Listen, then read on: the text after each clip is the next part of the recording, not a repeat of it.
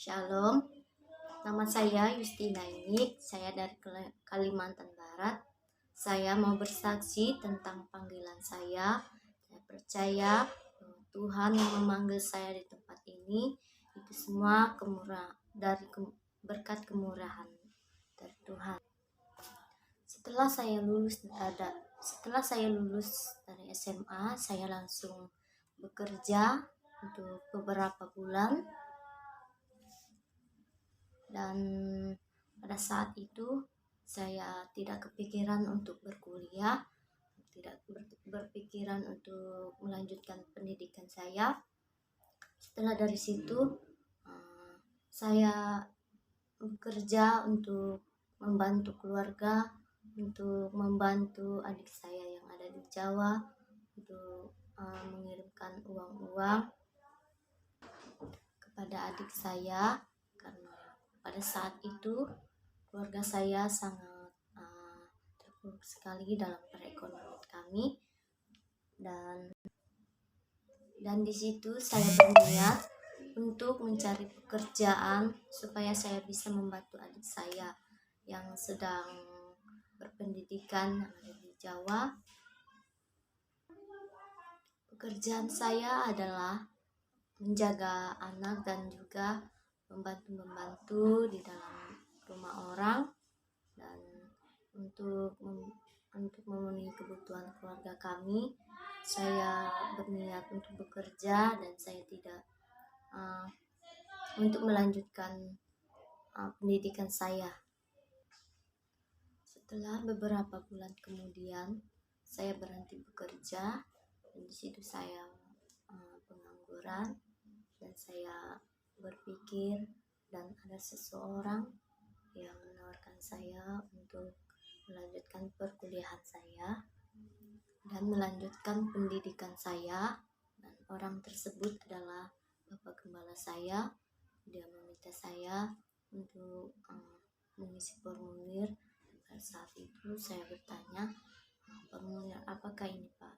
Dia menjawab, itu adalah formulir untuk supaya kamu bisa melanjutkan perkuliahan kamu ada di Batam. Dan di situ dia bilang itu kuliah untuk bisa menjadi guru. Padahal yang tiba-tiba saya datang ke tempat ini dan saya diberitahukan kepada Om Dadang. Pada saat itu dia bilang, di sini bukan kuliah sebagai guru agama, tetapi di sini perkuliahan di sini adalah untuk kita menjadi hamba Tuhan yang biasa. Nah, setelah Om Dadang menyampaikan itu kepada kami, saya kebingungan, kenapa bisa jadi begini, dan kenapa apa yang saya pikirkan dan apa yang saya mau itu tidak sesuai. Dan di situ saya kebingungan, saya menangis, dan saya meratapi nasib saya. Dan pada saat itu juga saya meminta pertolongan petunjuk dari Tuhan. Apakah ini yang namanya panggilan? Disitulah saya merenungkan mujizat Tuhan dan keyakinan Tuhan kepada diri saya, sehingga saya boleh mengikuti setiap proses-proses dari Tuhan, dimana di situ saya dibentuk, di situ pemikiran saya sudah berubah. Apakah saya melanjutkan ini untuk melanjutkan pendidikan saya atau tidak?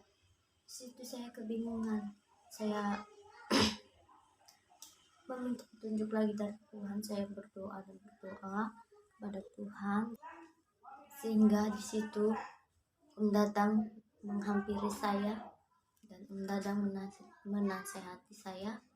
Begini katanya, nah bagaimana kamu melanjutkan atau tidak sebelum kita berangkat ke Batam?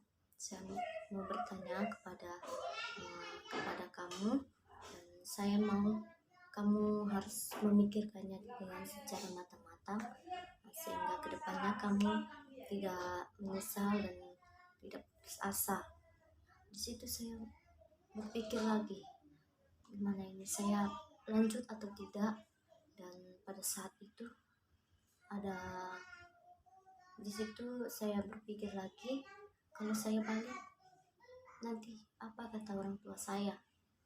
Di situ saya mengambil keputusan yang bulat, keputusan yang begitu luar biasa bagi saya. Pada saat itu saya mengambil keputusan untuk melanjut datang di tempat ini. Dan pada saat itu juga tiba saat kami